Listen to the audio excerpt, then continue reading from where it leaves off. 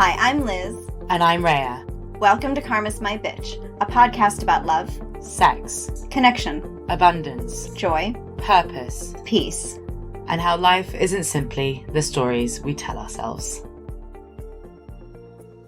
I struggle with happiness as a concept, if I'm very honest. Do you? Yeah, because I associate it with transient moments rather than constant feeling. So like, for me, it's always like kind of happiness is fleeting because it's like a moment of happiness. Yes. And I think because of that. Or a second. Yeah, exactly. Yes. And so that's why I always think, like a lot of what we've been talking about over these podcasts have been kind of mine and I think quite a few people's experiences and perceptions of the highs and the lows. Yeah. And so for me, a moment of happiness translates to a moment of happiness followed by a moment of unhappiness. Yes. So it's always quite fleeting. Mm-hmm. Very much. I was the same. Sometimes you would use the word happy in season 1, like this doesn't make me happy or certain things. And I'd be like, wait, let's not use the word that people should have the goal of happy, right? Mm. Like I've always had this like weird association with happiness as being so transient that should never be the goal. Yeah, exactly. Or ideally would not be people's goal. That to me, a more workable or ideal baseline would be contentment. Like I'm good, right? Yeah. So when happiness was presented this season, I thought, what the fuck? This is where we're going now? Okay.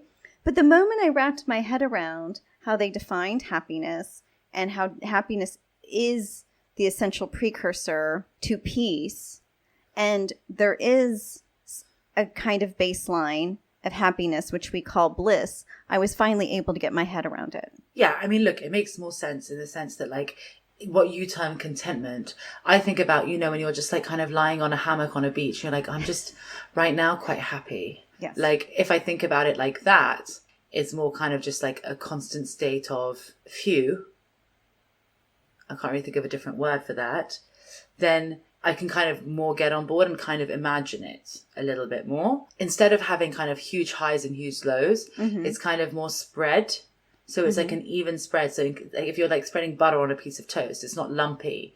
It's like evenly spread. So it's the same amount of happiness, but it's just spread differently. Oh, that's interesting. If you're having like the big bouts of like ups and downs, you're less likely to be able to have the happy bliss feeling. You can have the happy bliss feeling and those bouts will be joy and love more than happiness. Oh, interesting. Huh. I like that. Does that make sense? Yeah.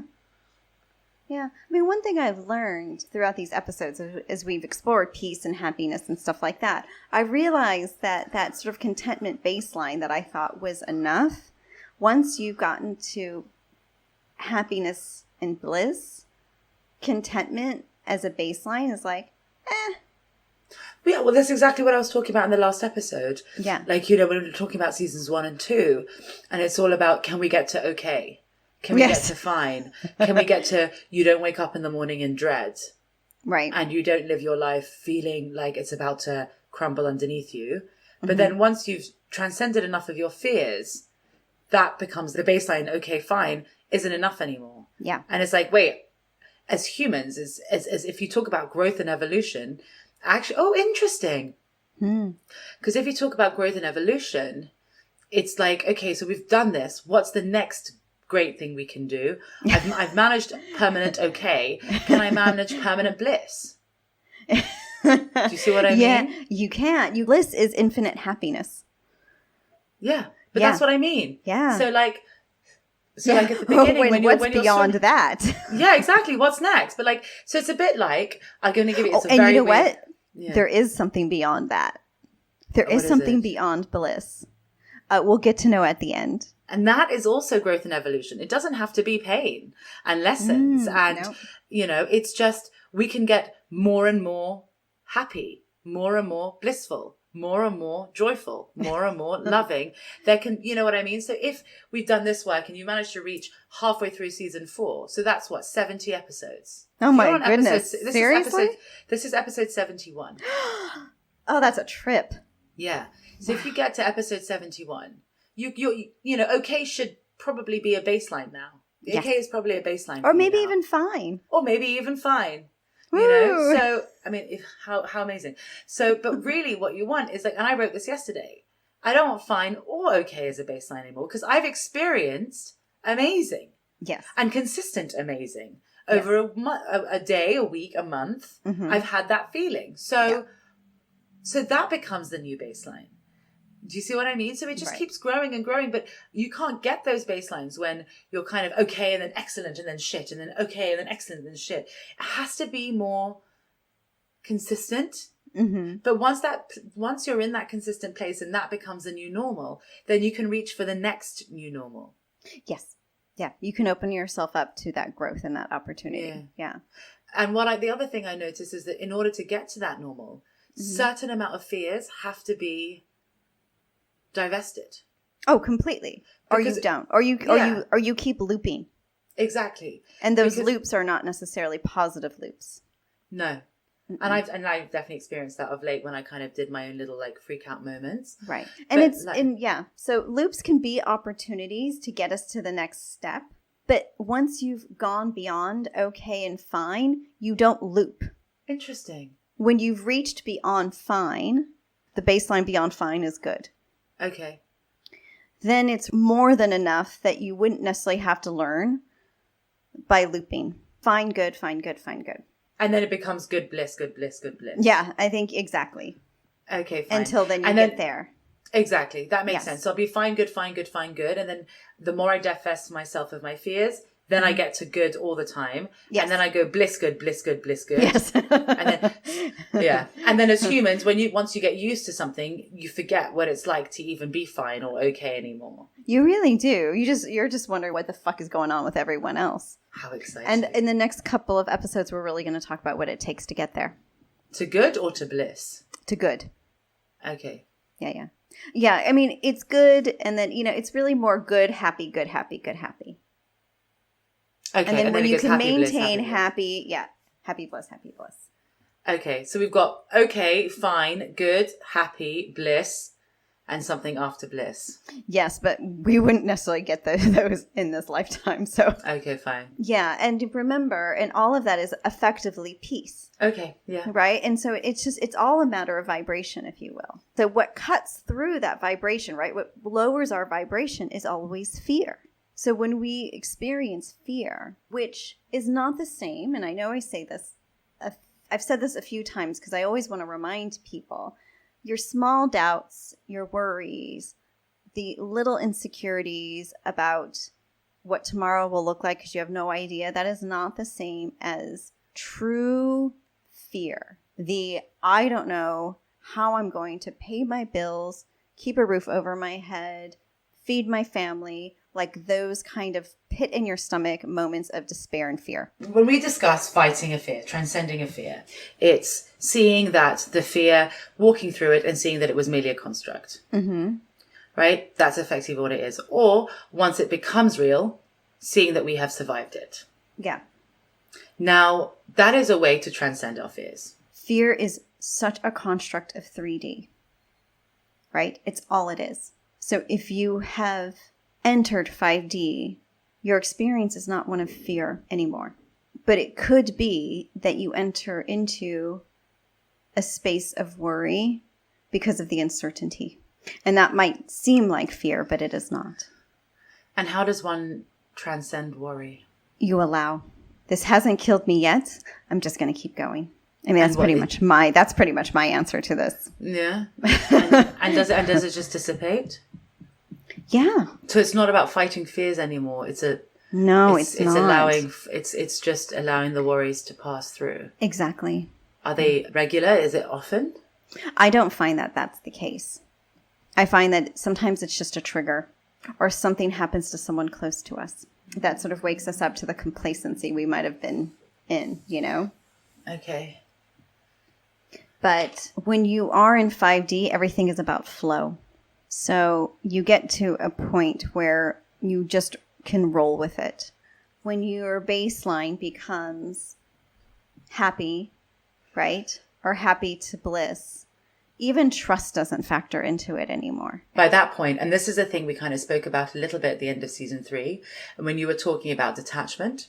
Yeah. And I said to you, well, it's easy to be detached when everything's working out. Right. And you were like, and you said, well, that's what happens, when you've transcended your karma, things happen to you, but they don't break you the way they used to, because karma is what breaks you. So yes, more often than not, things work out. Yeah. So I can imagine that once you get into happiness and bliss, and that's more of a constant state of being, that things work out more and more all the time. In some ways, it might feel like that you don't need to trust, because there's never that moment of, oh God, oh, okay, I'll trust this will be okay, because it's kind of just working out anyway. Yeah, it's always okay. And I think it's really good that you brought up that the detachment bit, because it is important to have a massive level of detachment when you get to happiness and bliss. Well, I guess it would come naturally, otherwise you wouldn't be able to. Right. But I wouldn't say detachment is the goal, it's the byproduct of everything else. Completely. And that's why we would never teach that you have to detach in order to achieve X. Because people hear that and they think, well, then fine, I'm just going to let go of this, and then I will be happy. As we know, it never works. No, it never does. Whereas if you've done enough work and you've overcome enough of your karmic shit, and you're in a place where things tend to work out in your favor, even though you might not know what your favor is until they've worked out. Yes. You are able to have a level of detachment, because trust becomes a baseline. Trust becomes just another thing, because of course you trust. Yeah, exactly. Because it works. And that's where time comes in, because you live in it with enough time. You do almost forget what okay and fine felt like. Mm-hmm. You almost forget what it was like to be swimming in your shit. And so...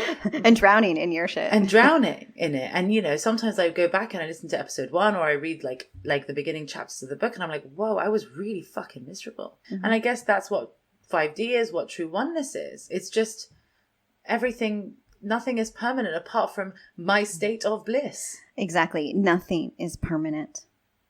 And that is why... Apart from my state from my bliss? Well, yeah. But even that's not really permanent. Because then there's the new one to come after There's that. the new one to come. There's just living. There is flowing. Yeah. So our sense of permanence is sort of a static thing. I cannot be more than. Yeah. And we seek permanence because we don't want less than. Yes. So permanence is always that security blanket. If Totally. I know I'm here and I can never be anything but here, then I'm good. Because I can't go backwards. Exactly. I think going backwards is a huge fear for many of us, or at least a worry for many very of us. Much. Way to throw that word back in my face, Rhea. Thank you. But no, it's fair. It's fair. But if you are in a permanent state, then that also means that there's no evolving. So you can't get better. Mm-mm. And that's not what we're here for. We're not static creatures, We are dynamic creatures. But does our state of being fluctuate, or is it just what happens to us changes? No, our state of being doesn't fluctuate. How does one grow then? Because I associate growth with shit happening to you and you fighting a fear, or you overcoming a hardship, or you, I always think of my growth as a slingshot. Like I go back and it hurts, and then kind of get propelled forward. So how do you then grow if you're not growing through pain? Because obviously you can't be happy and unhappy. No, it's true.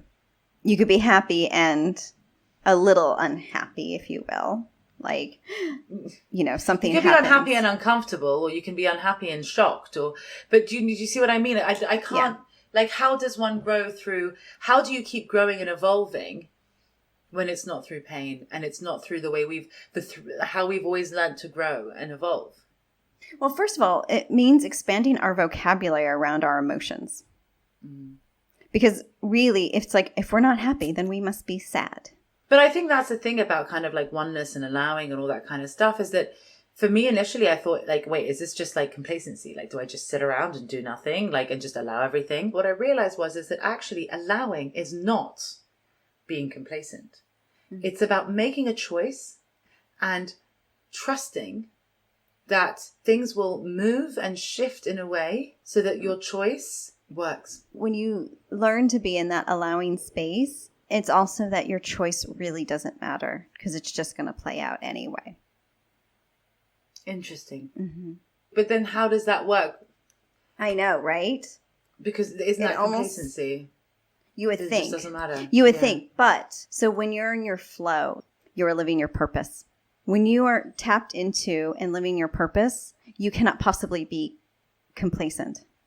No, because you're working. You're working, you're living, you're thriving. You are so divinely connected that you understand that you have something to do in this lifetime. This is not the lifetime to be complacent. There will be lifetimes in which purpose really won't matter. In the future. In the future. We are always creating. We're meant to be creating. We're meant to be fucking. We're meant to be loving. We're meant to be always doing, but not in the sort of I'm enslaved to my job kind of doing. I just need to have a reason to wake up in the morning kind of doing. But as beings, as souls, we're always meant to be growing and evolving. And you don't do that just by being complacent and sitting on your ass. No, you'd also just get fed up very quickly because if you're happy, you want to be doing stuff. Yeah. No one's happy sitting at home forever watching TV under a blanket. Not at all. We want to be experiencing things. Yeah. So it's not really about being complacent. No. But it's also not about like kind of feeding the chaos either. It's just about just allowing whatever happens. And we don't even necessarily have to intend to raise that baseline, right? Like, oh, okay, I think I'm at fine. Let me get to good. That comes naturally the more we discover our purpose. Because complacency is the result of fear. Complacency comes from the story that fear tells us we are not powerful. But you can't be complacent and then be happy then, I assume. No. Because to be happy, you have to be in your power. Exactly. And you cannot really be happy if you're not living your purpose. Thank you for listening. For more information, articles, and inspiration, find us at karmasmybitch.com and at karmasmybitch.insta. And if you liked what you heard, please subscribe and leave us a review.